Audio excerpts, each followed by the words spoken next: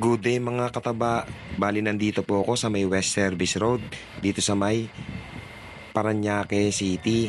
Bali nag-aantay po ako ng booking at nakikita nyo po sa video na medyo matraffic po. Dahil po November 2 ngayon, siguro po nag-uuwian na po yung mga nagbakasyon galing probinsya.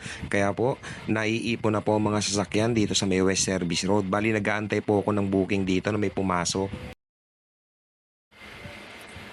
At yun na nga, meron nga po palang pumasok sa akin booking. At pupuntahan ko na nga po pala ang booking na pumasok sa akin. Chika Hanggang nakarating Destiny. na nga po pala ako sa location ng CS ko. Right? Yes, yeah.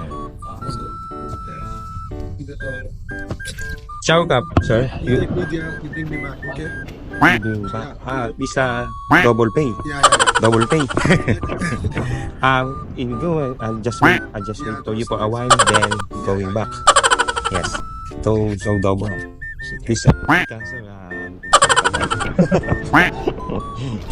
Ciao, Kap. Do you want? No. It's okay. At medyo napalaban na naman ang English skill ko. Medyo dumugo yung ilong ko dun Ingat.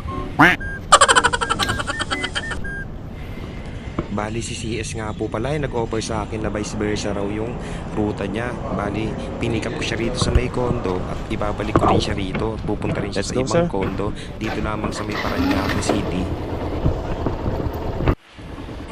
A few moments later nga po pala nakarating na ako sa trip location niya. At pinag-antay niya po ako ng 30 minutes. Bali naging personal driver na naman po ako.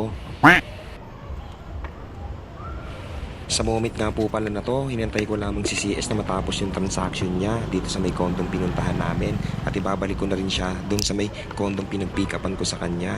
Ako nga po pala si Nonoy Taba at ito ang kwentong MC Taxi rides ko ngayong gabi. Maraming salamat sa panunod ng video.